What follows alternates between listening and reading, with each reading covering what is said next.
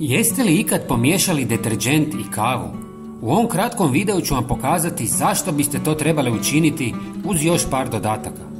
Prije nego vam pokažem trik s deterdžentom, važno je da vam objasnim kako da uštedite novac i još nekoliko korisnih stvari. Osim kave, možete koristiti i talog od kave koji je potpuno besplatan. Možete ga dobiti besplatno u kafićima i restoranima koji ga bacaju u smeće.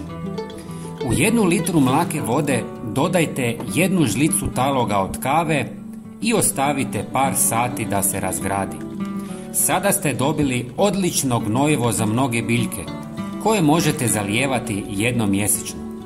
Osim toga, talog od kave možete staviti u frižider ili slična mjesta kako bi upio sve neugodne mirise. Još jedna korisna stvar je što talog kave možete posipati po vrtu, dvorištu ili kući kako biste odbili neželjene posjetitelje poput mačaka, puževa i mrava. Miris kave često je neugodan za mačke što ih sprječava da vrše nuždu u vašem dvorištu. Osim toga, talog stvara barijeru koju puževi izbjegavaju, štiteći biljke u vrtu.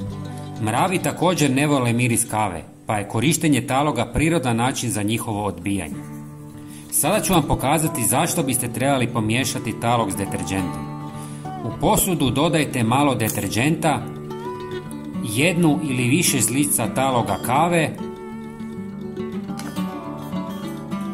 i 1 žlicu soli koja će zgusnuti smjesu. Dobro promiješajte. Ako je pregusto, možete dodati i vode. Napunite spremnik. Sada ste dobili vrhunsko sredstvo za čišćenje zagorjelog posuđa, hrđe ili sličnih površina. Talog kave se posebno ističe kao snažan abraziv koji učinkovito uklanja tvrdokorne naslage bez oštećenja površine.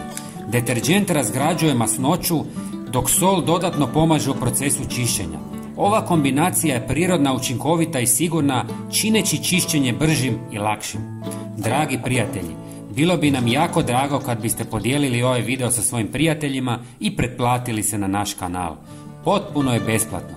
Hvala vam puno. Pozdrav!